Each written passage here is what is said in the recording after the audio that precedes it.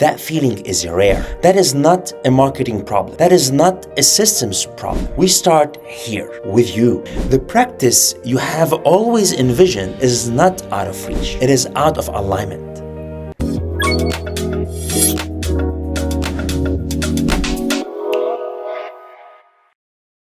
Let me ask you something before we get into any of this. When was the last time your practice felt completely under control?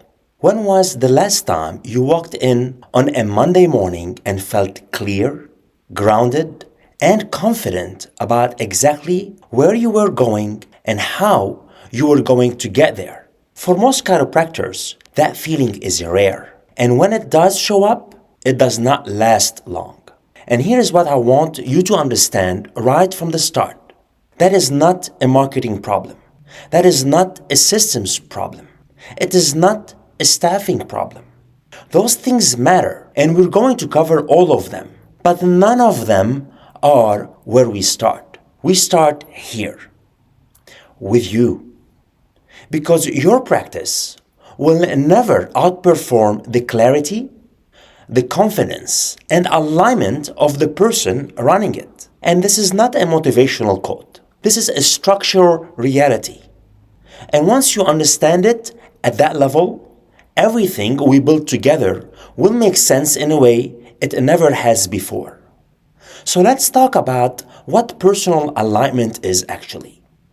Because it is one of the most misunderstood concepts in this space. What alignment actually means. Alignment is not a feeling. It is not waking up inspired every morning.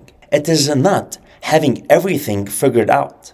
Alignment is the coherence between how you think, how you decide, and how you operate every single day inside your practice.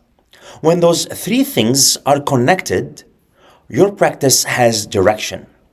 Your team has direction. Your patients feel it. Your results reflect it.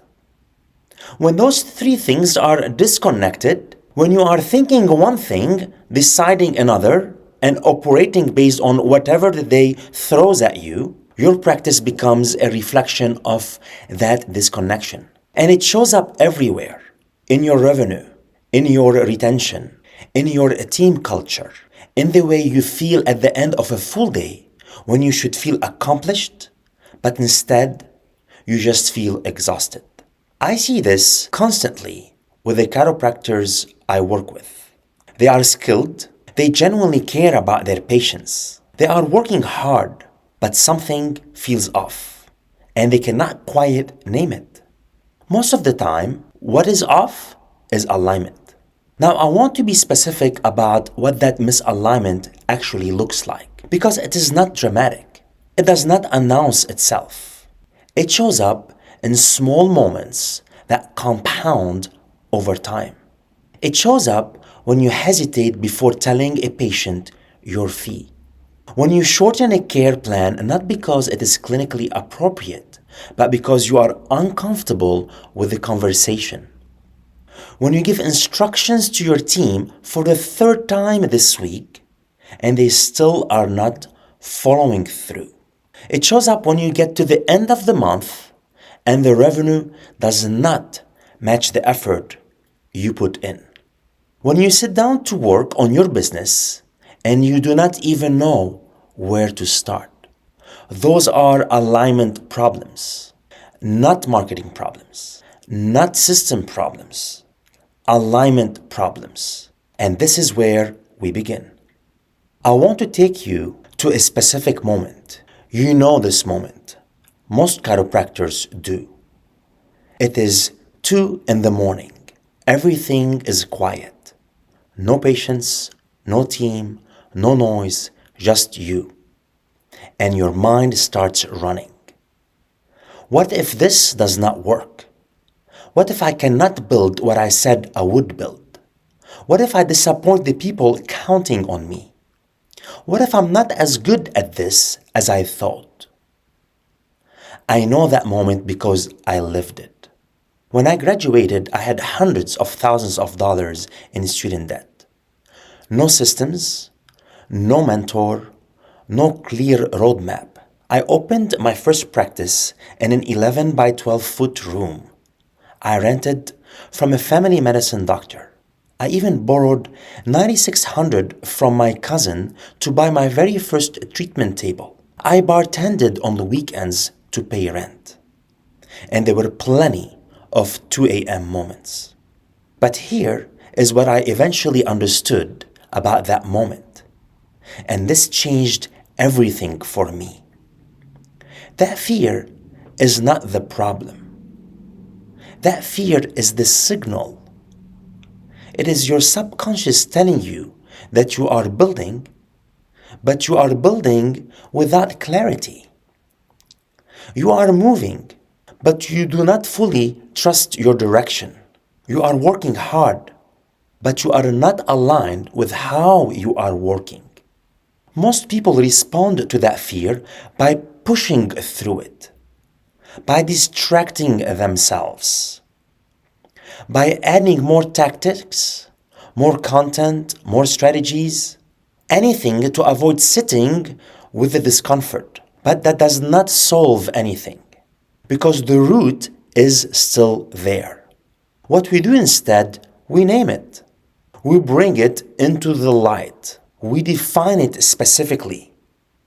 Because once you name a fear, you take control of it. And once you take control of it, you stop making decisions from emotions and start making decisions from clarity. This is your first exercise. Write down the single biggest fear or uncertainty weighing on you right now as a practice owner. Not 5 things, 1. Then go deeper. Ask yourself, what is this actually about? Is it money? Is it stability? Is it your identity? Is it the fear of not living up to your own expectations? Is it the responsibility you feel toward your family, your team, your patients? Because most fears are not surface level. They are layered. And until you identify the root, you will keep reacting to symptoms instead of solving the actual problem. Now, I want to introduce a concept that is central to everything we build in this program. I call it the technician trap. When you graduated chiropractic school, you were trained to be an excellent chiropractor, and excellent at one thing, delivering care. And you probably are excellent at it. But nobody trained you to be the CEO of a business. Nobody taught you how to lead a team, manage finances, build systems, or attract patients consistently. That was not part of the curriculum. So what happens? You open a practice and you bring your clinical mindset into a business context. You try to do everything yourself. You tie your worth entirely to each adjustment, each patient visit, each hour on the schedule. Your calendar owns you. You are one cancellation away from anxiety. You are one difficult patient away from a bad day. You are running the practice, but the practice is really running you. That is the technician trap. And getting out of it starts with a fundamental identity shift. You are not just a chiropractor who owns a practice. You are the CEO of a business that delivers chiropractic care. And those are very different roles with very different ways of thinking, deciding, and operating. The technician asks, how do I treat more patients today? The CEO asks, how do I build a practice that serves more patients sustainably? The technician reacts to problems as they arrive. The CEO builds systems that fewer problems arrive in the first place. The technician's values is tied to their time. The CEO's value is tied to their vision and their leadership. This shift does not happen overnight, but it starts right here. Let me show you where this becomes real. Immediately, practically, inside your practice. Alignment is not something you think about once in the morning and set aside. It is something you use every single time you make a decision. And most chiropractors do not have a decision-making framework. They decide based on what someone else told them to do, what happened yesterday, what feels urgent right now, how they feel in the moment. That creates inconsistency, and inconsistency creates a practice that feels busy but not clear, growing but not controlled, active but not aligned. Aligned decision making is different. Every decision you make, every single one, should pass through 3 filters. Is this aligned with my vision? Is this aligned with the value I provide? Is this aligned with the type of practice I am building? If the answer is no to any of those 3, you do not do it, even when the pressure says otherwise. The last part matters, because the real test of alignment is not whether you know the filter. It is whether you see it when something else feels urgent, when someone is pushing you toward a fast decision, when the month is slow and fear starts talking louder than clarity. This is where most chiropractors get pulled off track. They say yes to things they should not. They implement strategies that do not fit their practice or their values. They make decisions based on short-term pressure instead of long-term direction. And over time, those small misaligned decisions compound, quietly, invisibly, until one day they look up and wonder how they ended up here. Alignment removes that noise. It removes the second guessing. It gives you that filter that works in every situation and every stage of growth. So from this point forward, every time you face a decision, pause and ask yourself one question. Is this aligned with where I'm going, or is this just a reaction to what is happening right now? That one question will change how you operate. Not immediately, consistently. And consistently is all that matters. Let me talk about where misalignment shows up most visibly. The financial conversation. That moment when you're about to present a treatment plan. You know what the patient needs, but there is a hesitation, a pause. What if they say no? What if they think I'm too expensive? That hesitation is not about the number. It's about your alignment with your own value. Early in my career, a clinical psychologist friend said something that changed everything. She said, "Charbel, stop projecting your financial insecurities onto your patients." She was right. I was assuming my patients could not afford care because I was worried about affording my own life. I was making financial decisions on their behalf before they even had the chance to make them themselves. The patient is not buying your time. They are not buying an adjustment. They are investing in an outcome. Playing with their kids again, going back to training, sitting through a full workday without pain. That is the value. If you do not see it clearly, you cannot communicate it clearly. And when you cannot communicate it clearly, you hold back recommendations, shorten care plans, and discount before the patient even responds. Not because it is clinically correct, because you are uncomfortable. Alignment changes the question from what am I charging to what outcomes am I helping this patient achieve? That is where real confidence comes from. Not scripts, not sales training. Knowing what you offer and standing behind it completely. Alignment requires maintenance, and it does not take an hour. It takes 5 minutes.